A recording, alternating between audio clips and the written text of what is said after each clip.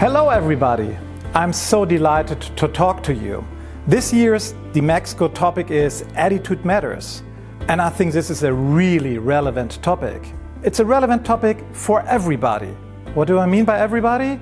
It's all about all of us, but also about all our companies. Why? I want to take you on a short tour over the Otto Campus, and I will tell you. At the Otto Group, attitude and values are crucial. They are based on our strong conviction that companies are an integral part of the society. Everything we do and decide focuses on people. It focuses on our society and the common good. Or to say it with the words of our founder, Werner Otto, business is there for people, not the other way around. In order to secure the success of today, but also of the future, companies have exactly to define how they want to live their values. And there are three dimensions to it. On the one side, there's a question of responsibility. How do we live our responsibility in order to keep our license to operate? Secondly, we have to talk about our mindset. That we have the right mindset to make real transformation happen, and not only a surface one. And last not least, it's about the attitude. About the attitude of the companies, how can we support society?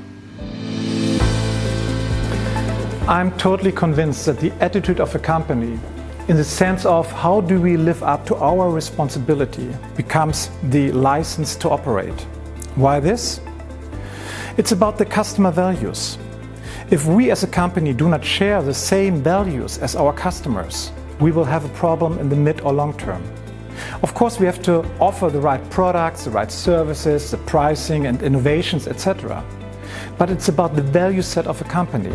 If we want to be attractive as a company, we have to have the same values as our customers.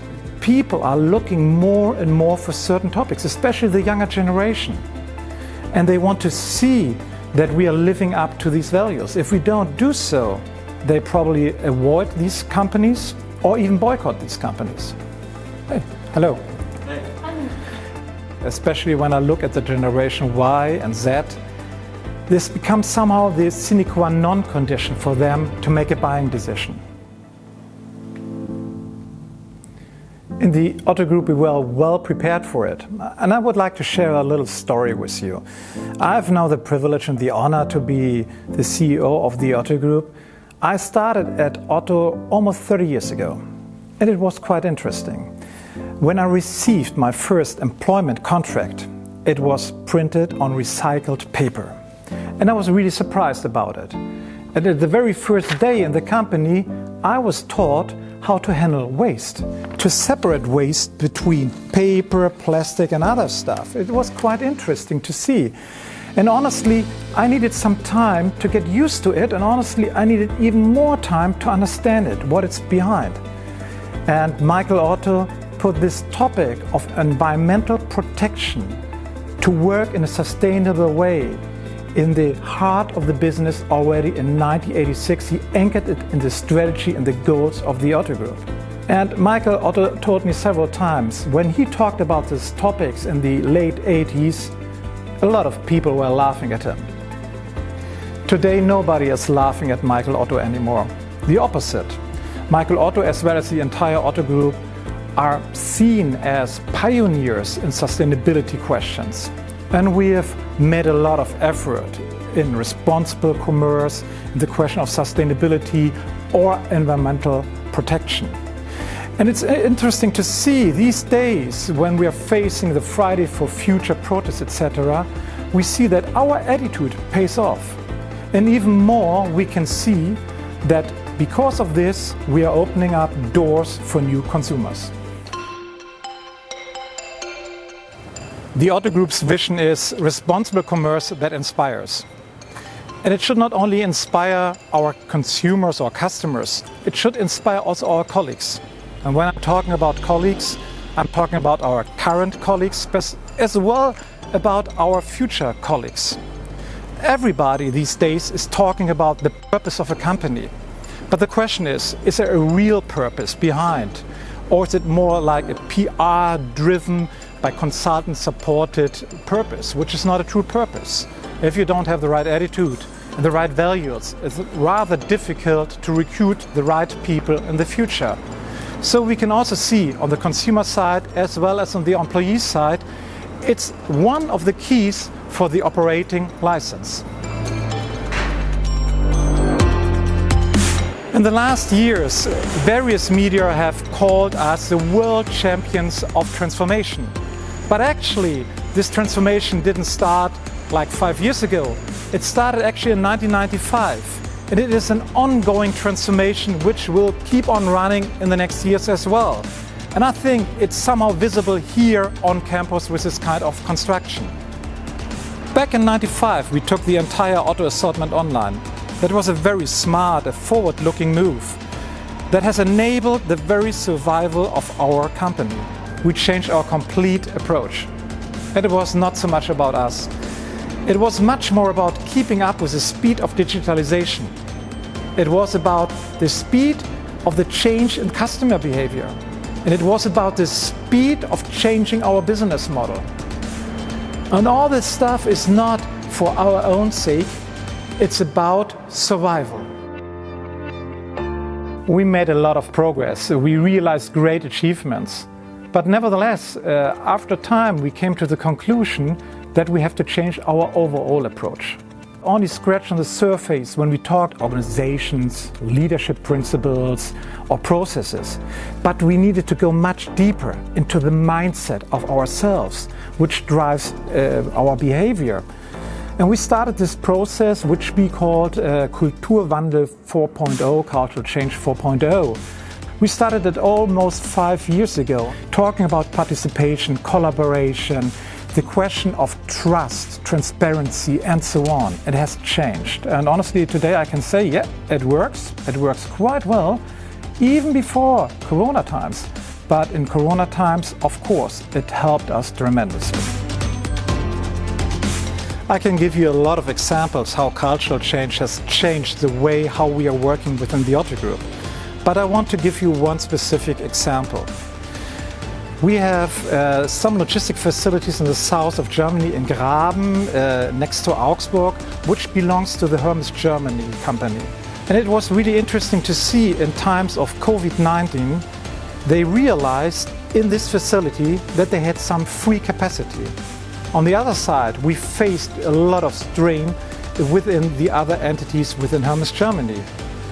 And the people were thinking about how can we use and leverage this free capacity. And they came up with an idea of an additional service. And it's interesting, they worked together with certain other companies within the Hermes Germany organization and created the services, and it helped tremendously. It's really special because the idea didn't come from the top management, from the bosses of the facility or even of the corporate of Hermes Germany. It came from the field, from the employees. They said we want to leverage this kind of free capacity. And they started to develop the idea and they brought it to life. This time, this kind of project took only 10 days to bring it up to life. In normal cases, we need like a month or even 2 months in order to execute something like this. And it shows what power we have in the organization. And this kind of power in the organization we want to bring to life within cultural change. Well before the onset of Corona, the rise and crisis of confidence in our society was clearly visible. That the people are not really able to have an open discussion, to listen to each other. Is it a new topic? Actually not. We could see it also in the so-called refugee crisis. We could see it in the debates, or better said, no debates we've had on Friday for Future protests. And looking at the digitalization, we're facing exactly the same. What am I talking about? It's about having an open discussion, a dialogue eye to eye in an open way. And honestly, looking at social media channels, they are even deepening the gaps we can see in society. We need to become more tolerant. We have to talk to each other in a more constructive way, and we have to build our future together. We need to believe in each other again and see the differences as an opportunity rather than a threat. This is, by the way, also a question of our own values, a question of responsibility. talking about the company level, as a company, we recognize our duty to fight just as much for the freedom to do business in the way we want to do business.